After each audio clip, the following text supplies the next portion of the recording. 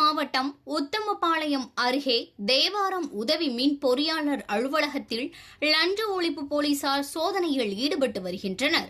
தேவாரம் உதவி மின் பொறியாளர் அலுவலகம் பிரிவு 1 ராமச்சந்திரன் என்ற நபரிடம் விவசாயத்திற்கு மின் இணைப்பு புதுப்பிப்பதற்காக 20,000 ரூபாய் லஞ்சம் கேட்டதின் அடிப்படையில் தேனி மாவட்ட லஞ்ச ஒழிப்பு காவல்துறையினரிடம் புகார் அளித்ததின் அடிப்படையில் திண்டுக்கல் மாவட்ட டிஎஸ்பி நாகராஜன் தலைமையிலான காவல் ஆய்வாளர் ராஜேஸ்வரி ஜெயப்பிரியா தலைமையில் லஞ்ச ஒழிப்பு காவல்துறையினர் மின் பொறியாளர் லட்சுமணன் என்பவரை 20,000 ரூபாய் லஞ்சம் வழங்கியதை கையும் களவுமாக பிடித்துள்ளனர்.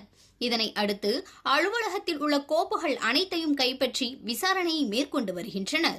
தேவாரம் பகுதியில் உதவி மின் பொறியாளர் லஞ்சம் வாங்கியதாக கூறி கைது செய்யப்பட்டு லஞ்ச ஒழிப்பு துறையினர் தீவிர விசாரணை மேற்கொண்டு வருகின்றனர்.